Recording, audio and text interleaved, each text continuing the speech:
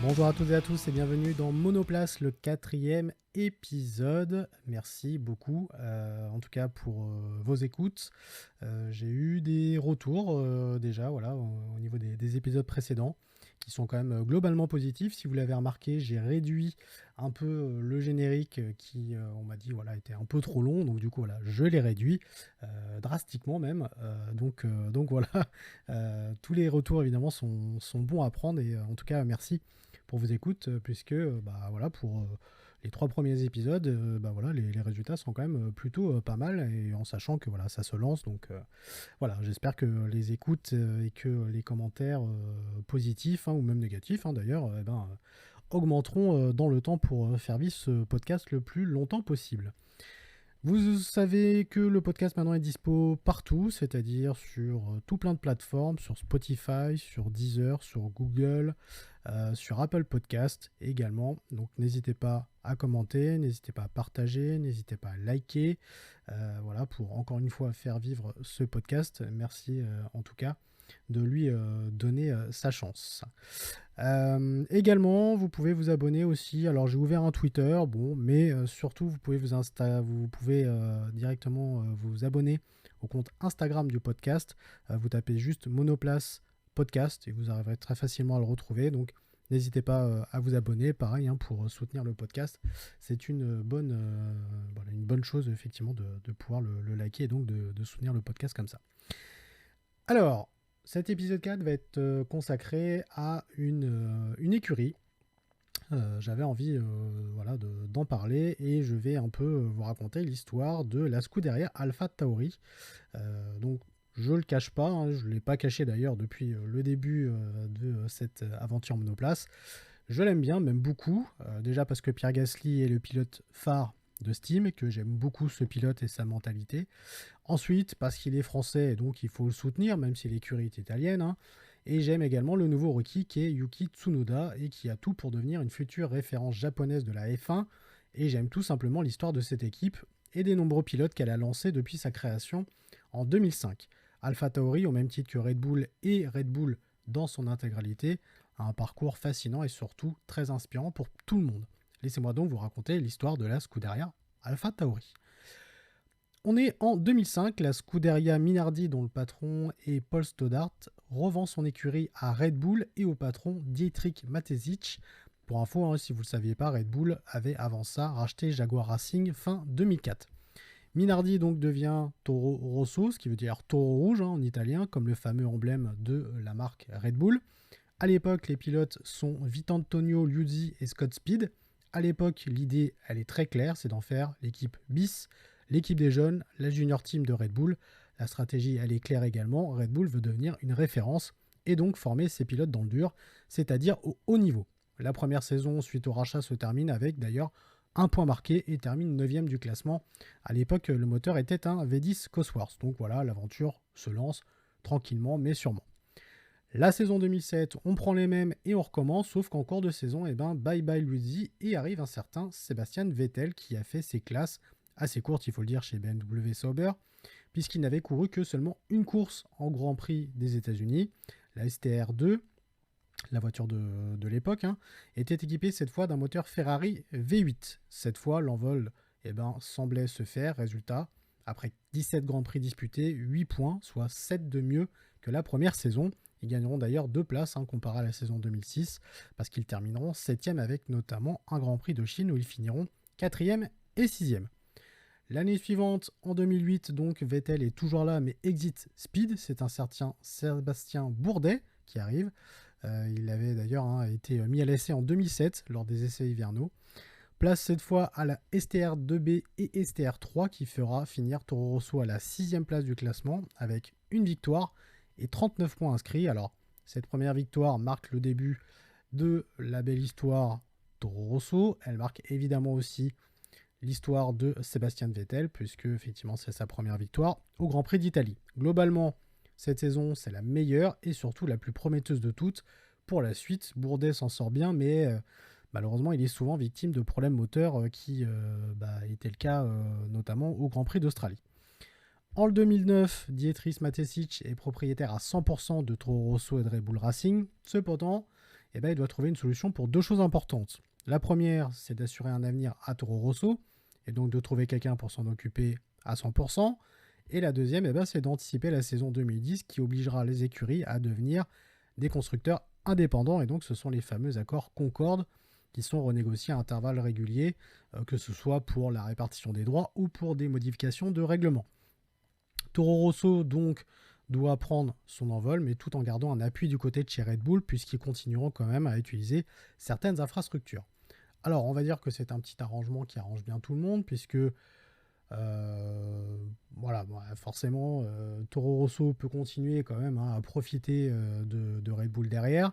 Alors après, malheureusement, cette saison, elle est plutôt catastrophique parce que non seulement Vettel part chez Red Bull Racing, oui, ils sont pas bêtes, le meilleur pilote on va chez Red Bull, et Sébastien Buemi arrive et Bourdet est toujours là, mais le duo malheureusement ne fonctionnera pas correctement. Pour preuve, Bourdet se fera lourder au cours de la saison et sera remplacé par Alguersuari.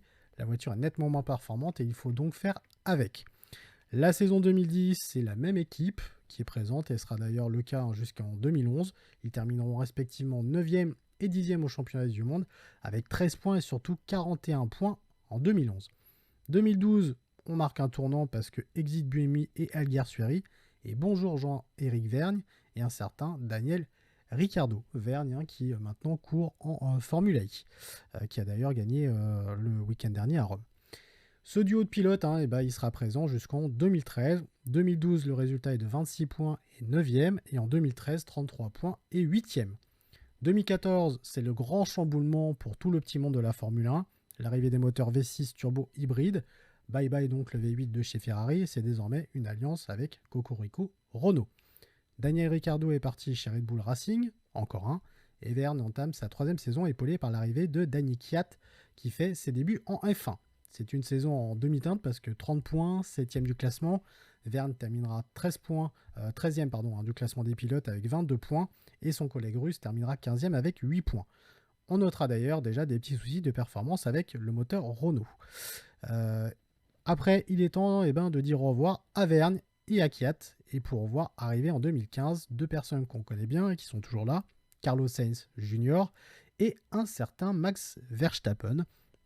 C'est ici d'ailleurs qu'on commence à voir tout le talent du néerlandais, du belge néerlandais d'ailleurs, parce qu'il arrive souvent à grappiller des points, et pour preuve, il en aura 49 à la fin de la saison, contre 18 pour Sainz.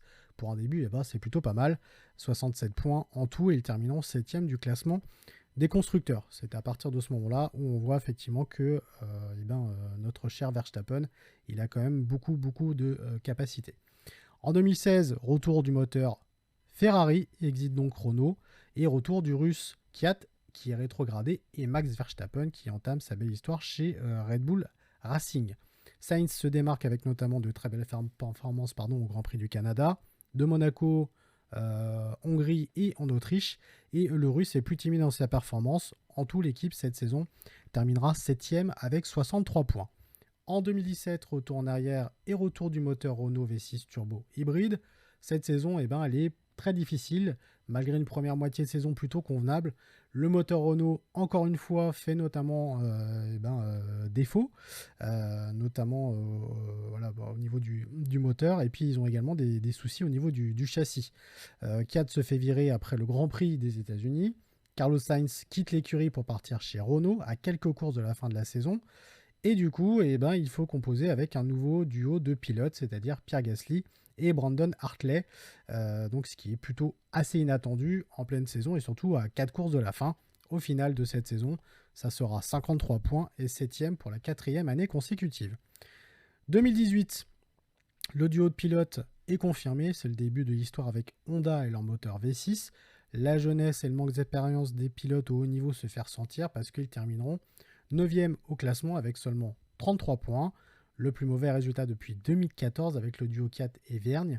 Alors, on compte pas en plus de nombreux soucis moteurs, une fois de plus, et des accidents, notamment pour Hartley, parce qu'il enchaîne les très mauvaises performances, à tel point qu'en septembre, l'écurie annonce le retour de Kvyat pour 2019. Gasly, lui, sera cette fois promu chez Red Bull, et Alexander Albon arrivera pour compléter l'équipe. La saison 2019, elle est particulièrement bonne. Kiat est bon et marque des points, notamment en Australie, en Espagne et au Canada. Il ira même sur le podium au Grand Prix d'Allemagne, qui sera le premier podium depuis 11 ans pour Toro Rosso. Les performances d'Albon sont également bonnes, et c'est ce qui fera d'ailleurs qu'il ira chez Red Bull en cours de saison. Gasly, lui, sera rétrogradé chez Toro Rosso en cours de saison, et Albon sera promu donc chez Red Bull. Alors, on sait pertinemment que cette rétrogradation fera du mal à Gasly, qui a également affronté la mort de son ami Antoine Hubert, une année donc très très difficile pour lui. Si vous avez regardé Drive to Survive sur la saison 2, vous comprendrez de quoi je parle. Il arrivera quand même à faire preuve d'une grande force de caractère, et il arrivera même deuxième au Grand Prix du Brésil, donc son premier podium. Au total, Toro Rosso fera sa meilleure saison depuis sa création en 2005, sixième au classement avec 85 points. Gasly termine 7e et son coéquipier Kiat termine 13e. La saison 2020, elle marque un tournant parce que Toro Rosso devient la Scuderia AlphaTauri. Si vous ne le saviez pas, AlphaTauri, c'est une marque de prêt-à-porter qui appartient à Red Bull, d'où le taureau présent sur le logo. Alors, malgré une année marquée par le Covid, l'écurie ira prendre 107 points quand même pour finir 7e. Le grand moment de la saison sera la victoire à Monza de Pierre Gasly, avec évidemment le fameux accélère de notre cher Julien Febvre, qu'on adore et qu'on se réécoute tout de suite. DRS ouvert, l'accélération vers Ascari, ce sera pas avant Ascari, ça ne peut qu'être après. La chicane d'Ascari, il faut encore tenir. Allez Pierre, il faut tenir jusque dans les derniers instants. Il reste la parabolique tout au bout là-bas. Elle est loin, elle est infiniment loin cette parabolique. Écarte-toi, ne le laisse pas t'aspirer.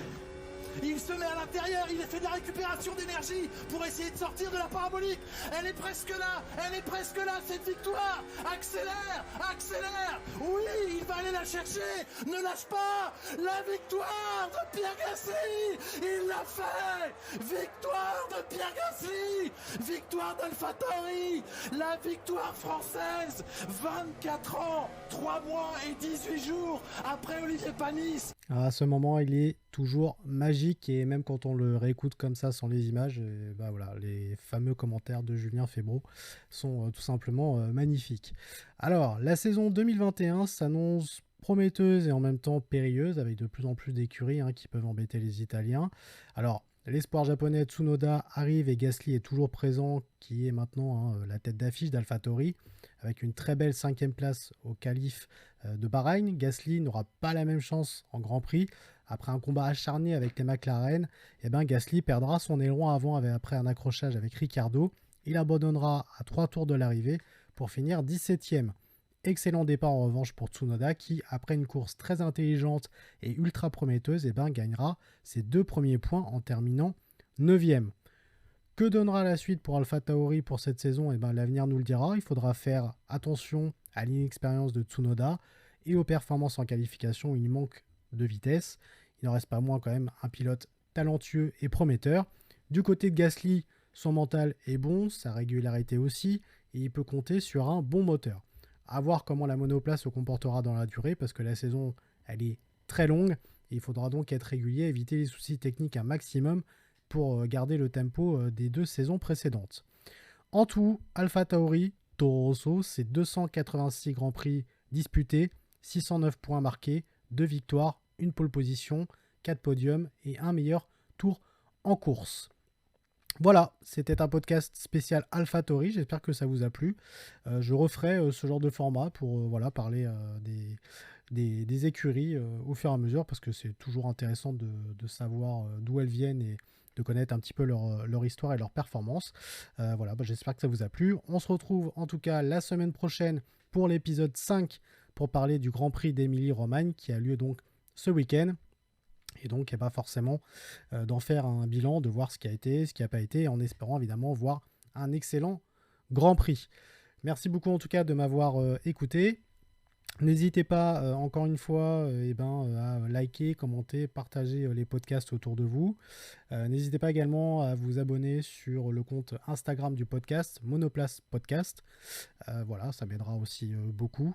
Et n'oubliez pas, vous pouvez écouter le podcast sur toutes les plateformes donc Spotify, du Deezer, du Apple, du Google, enfin bref, c'est disponible partout.